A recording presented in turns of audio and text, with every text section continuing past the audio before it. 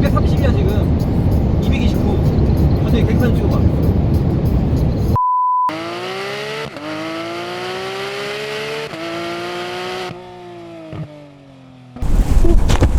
네, 안녕하십니까. 맥스페어 박성원입니다. 이제 자가격리 8일차입니다. 이번 영상은 공학적으로 깊이 있는 내용은 아니고요. 브레이크에 관한 이야기고요. 제가 일전에도 브레이크의 제동력이라든지 어떤 그 진공 부스터에 대해서 상세한 내용을 좀 다룬 적은 있는데요. 이번 거는 좀 가볍게 독일차가 정말 브레이크가 좋은지에 대해서 가볍게만 이야기 나눠보려고 합니다. 그런 얘기들 많이 들어보셨죠? 독일차는 브레이크가 좋다. BMW 이런 차들 특히 뭐 브레이크가 바닥에 꽂힌다 뭐 이런 표현들 참 많이 하는데 과연 그게 진짜인지, 정말 그렇다면 BMW나 이런 독일 차들은 왜 브레이크가 좋은지에 대해서 한번 이야기 나눠보도록 하겠습니다. 브레이크에서 중요한 요소가 어떤 걸까요? 제가 예전에 뭐 브레이크의 이 작동 원리를 설명할 때 이 영상에서는 뭐 제동력을 구하는 어떤 상세한 공식 같은 거 있잖아요. 이런 제동력 공식이나 뭐 이런 거에 대해서도 말씀을 드린 적이 있어요. 뭐 파스칼의 원리라든지 이 발로 페달을 밟았을 때 결국에 역까지 갔을 때 어떻게 이게 계산이 되는지에 대해서 한번 말씀을 드린 적이 있는데 뭐 이렇게 상세하게 말씀드릴 건 아니고요. 지극히 제 개인적인 생각이고요. 저는 이렇게 생각을 합니다. 브레이크에서 가장 중요한 거 첫째는 타이어입니다. 타이어. 지금 여기 패턴 너무 아름답죠? 제가 좋아하는 PS4S 미쉐린 타이어인데요. 브레이크에서 가장 중요한 거는 저는 첫 번째 타이어라고 생각을 하고요. 그리고 나서 두 번째가 패드. 그리고 마지막으로 중요한 게 제동력 증가라고 생각을 합니다. 근데 오늘 주제가 독일차가 정말 브레이크가 좋은가잖아요. 근데 보면은, 요거부터 볼게요. 이 독일차 하면은, 통상적으로 이 프리미엄 브랜드들이에요. 좀 좋은 차들. 비싼 차들, 그런 차들이면서 일부 브랜드들이 유독 이 스포츠성에도 관심이 많죠. 그러다 보니까 이 독일 차들은 출고할 때 출고 타이어 자체가 썸머 타이어인 경우, 그러니까 스포츠 타이어를 그냥 순정 타이어로 달고 나오는 경우가 정말 많습니다. 근데 얼마 전까지만 해도 국산차 중에는 이 썸머 타이어를 장착하는 경우가 아예 없었고요. 제가 알기로는, 이게 제 기억인데, 제가 알기로는 젠쿱이 아마 제일 처음 썸머를 순정으로 끼고 나왔을 거예요. 그 뒤로 요즘에는 이제 조금 흔해지긴 했는데, 뭐 G70이라든가 벨로스터인 이런 일부 차종들에 이 순정 타이어로 썸머가 들어가긴 하는데, 국산차에서 썸머를 순정으로 만나보는 건 참 쉽지 않죠.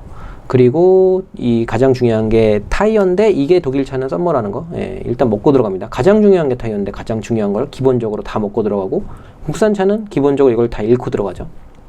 그리고 두 번째 브레이크에서 중요한 게 저는 패드라고 생각하는데, 패드도 국산차는 좀 부들부들한 패드가 들어가고요, 독일차는 좀 더 쫀득한 패드가 들어갑니다. 여러분 길 가다가 이런 거 본 적 있으시죠? 이 독일차들 보면 휠의 분진이 어마어마하고, 분진만 어마어마한 게 아니라 끽끽 소음이 날 때도 있습니다. 여러분들 길 가다가 이런 거 보면 무슨 생각 드세요? 저는 요런 특히 이렇게 정말 아름답지 않습니까? 이게 지저분한 이런 휠들 보면 무슨 생각 드냐면, 나도 나중에 꼭 돈 많이 벌어서 성공해서 저렇게 소음 분진 발생하는 자동차 사야지 라는 생각이 들거든요. 제가 저희 회사에서 약간 여담인데, 회사에서 사람들 사이에서 이 차를 좋아하는 게 어느 정도 조금은 소문이 나 있어요. 차를 그냥 좋아한다. 그 사보에 실린 적이 있어요. 어떻게 하다가 저희 사보에 제 취미 생활이 이제 차 좋아하는 걸로 좀 실린 적이 있는데, 그걸 보고 메신저로 여자 대리님께서 문의를 주셨어요. 문의 내용이 차를 18년도, 그러니까 18년, 19년 얼마 안 됐죠. 한 1, 2년밖에 안 됐죠. 얼마 전에 SUV를 한 대 샀는데, 이 질문 주셨을 때가 좀 추울 때거든요. 이 차를 운전할 때 주차장에서 나가면 한 5분, 초반에 한 5분, 10분 정도만 타이어에 이 브레이크를 밟으면 끽끽 소리가 엄청 심하게 난다는 거예요. 그래갖고 센터를 몇 번 가봐도, 다 정상이라고 하는데, 자기는 납득하기가 어려워서 그렇게 센터를 막 3번, 4번씩 갔대요. 근데도 계속 정상이라고만 해서 너무 스트레스를 받는데, 이거 뭐가 문제냐고 여쭤보시더라고요. 제가 바로 답변을 메신저에다 뭐라 들었냐면, 대리님, 부럽습니다. 부의 상징입니다.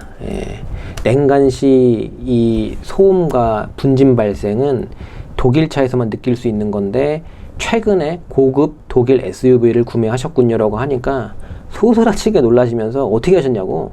뭘 어떻게 합니까? 그냥 분진이 냉간 시에 발생하는 거에 국산차겠습니까? 수입차겠습니까? 수입 차량에서도 어디겠습니까? 당연히 독일이죠. 그래갖고 제가 부럽다 그랬거든요. 그러니까 그제서야 안심을 하시더라고요. 그게 정상인지 몰랐다고. 그러니까 여름에는 좀 난데 이 차가울 때는 좀 더 심해요, 소음이. 그래서 이제 운행 초기에 겨울에는 끽끽 소리가 좀 나는 게 이 브레이크 열받기 전에는 좀 소음이 많이 나고요. 예, 제가 가장 부러운 차들입니다. 이런 거 너무 아름답습니다. 예, 여담이 좀 길었는데 독일 차는 패드도 쫀득한 걸 껴요. 타이어도 썸머인데 패드도 쫀득한 걸 낍니다.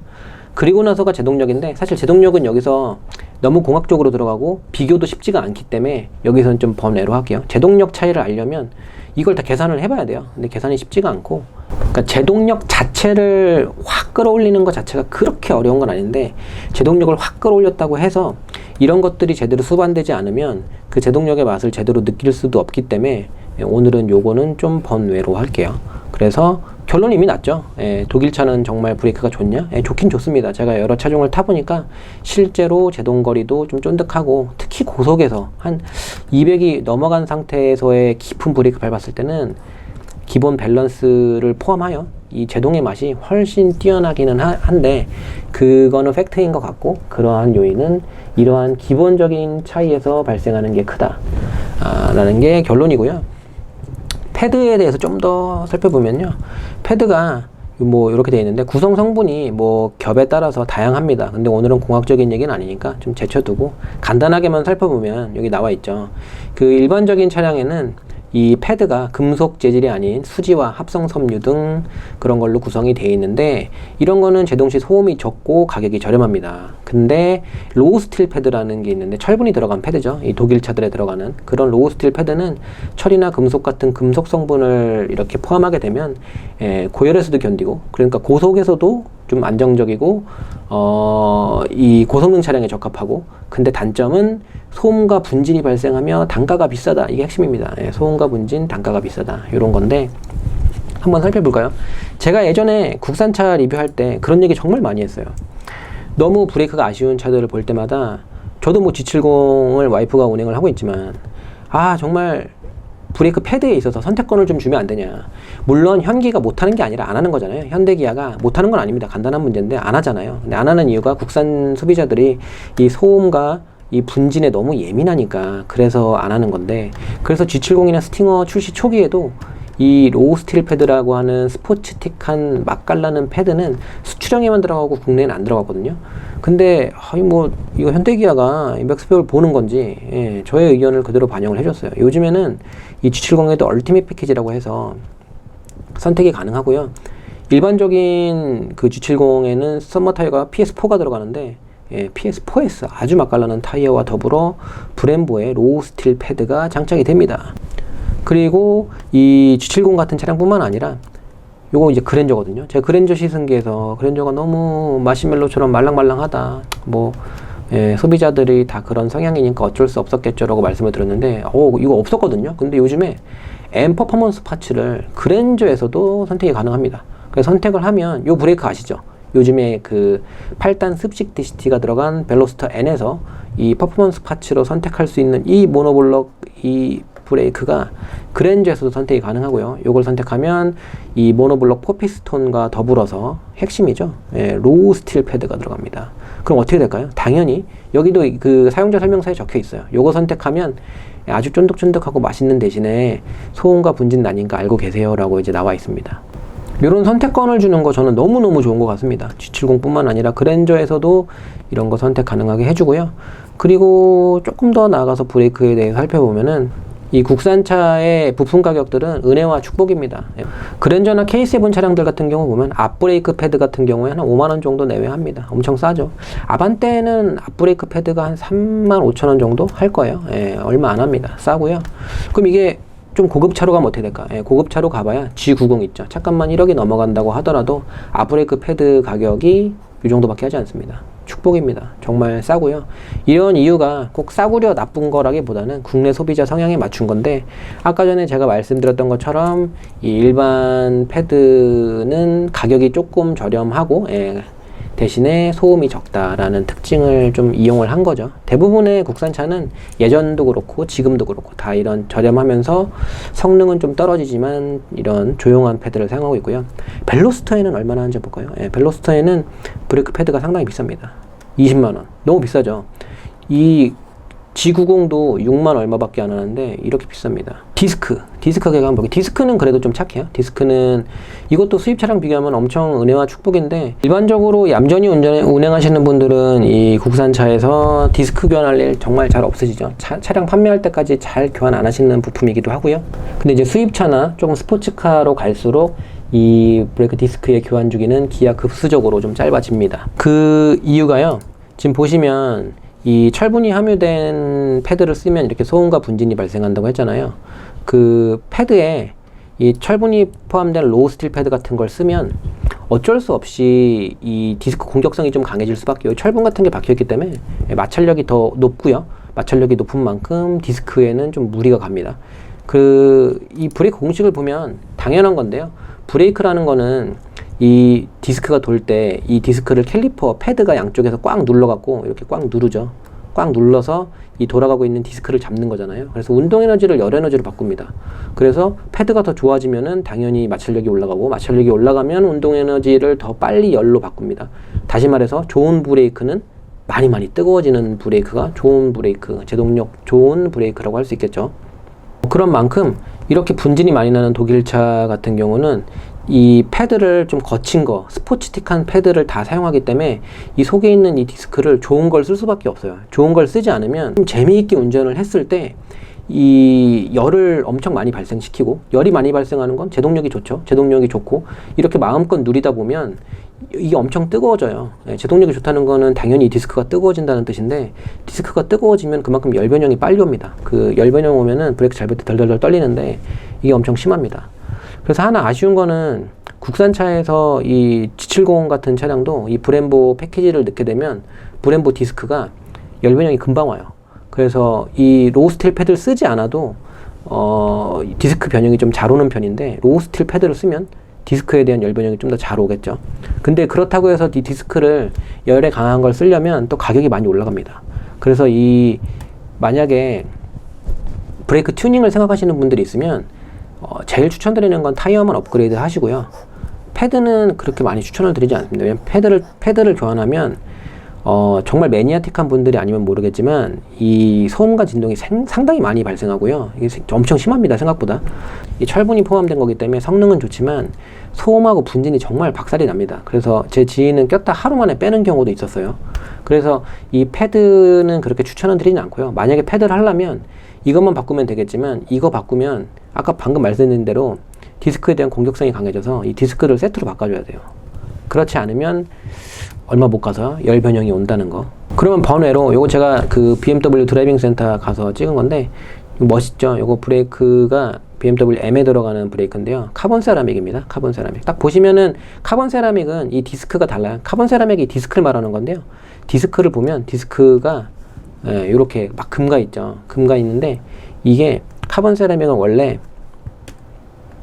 보시면은 이 제조 공정이 달라요.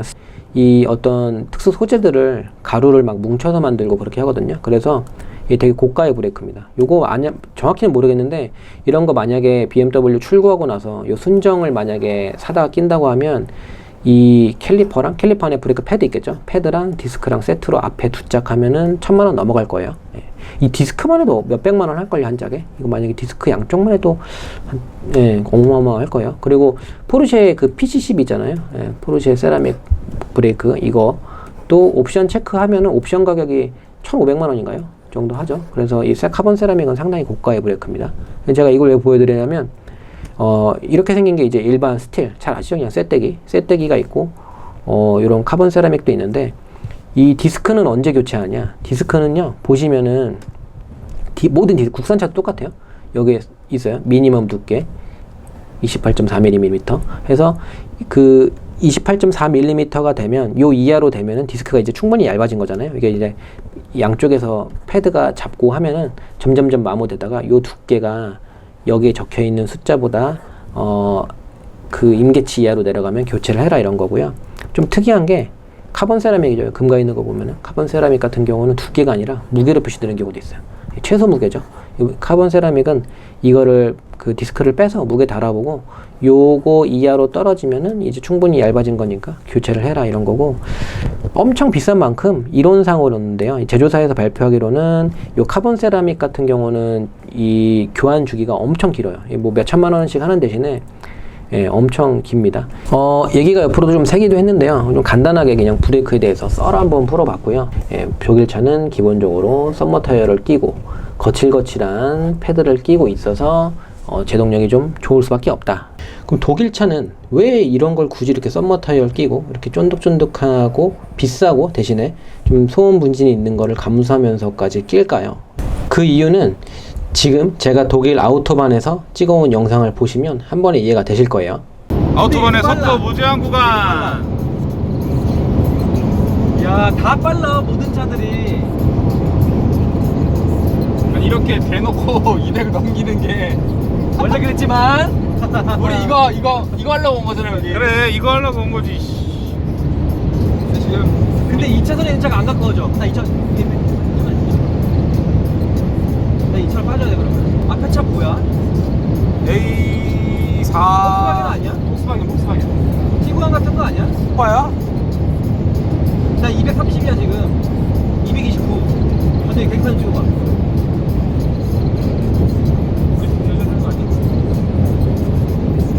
쟤 나랑 같은 차 아니야? 빠르신가? 나 악셀 났어 지금.